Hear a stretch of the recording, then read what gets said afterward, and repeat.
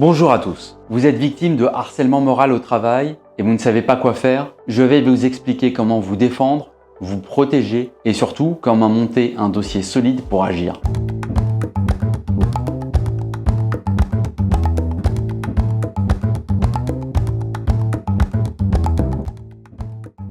Le harcèlement moral, c'est un ensemble d'agissements répétés de l'employeur, d'un collègue, d'un subordonné ou de plusieurs de ces acteurs coalisés qui ont pour but ou comme conséquence une dégradation des conditions de travail ou une atteinte aux droits, à la dignité ou à la santé du salarié. Concrètement, cela peut par exemple prendre la forme d'humiliation publique, Oui, mais tu ne penses pas, tu fais ce que je te dis.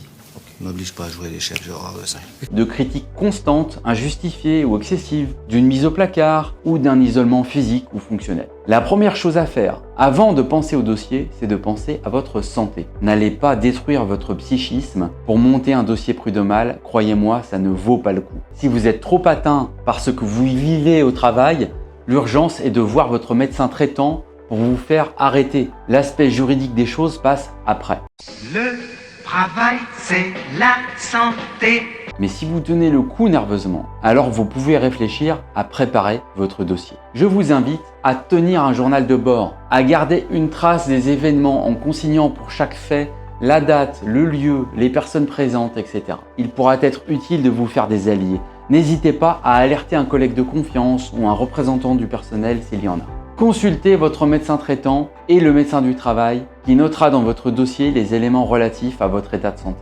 Il vous faudra surtout collecter des preuves, email, SMS, messages WhatsApp, témoignages de collègues ou d'anciens collègues par exemple. Vous pouvez également contacter l'inspection du travail, mais ce n'est souvent qu'un levier secondaire, car dans certains cas, l'inspecteur n'aura pas le temps de vous répondre. Et si son enquête n'aboutit pas, elle aura juste servi à blanchir l'employeur. Il faut donc contacter l'inspection du travail lorsque votre dossier est déjà un peu consistant. Enfin, un moyen de preuve hyper efficace en matière de harcèlement, validé par la Cour de cassation, l'enregistrement audio dit clandestin, c'est-à-dire réalisé à l'insu de votre harceleur.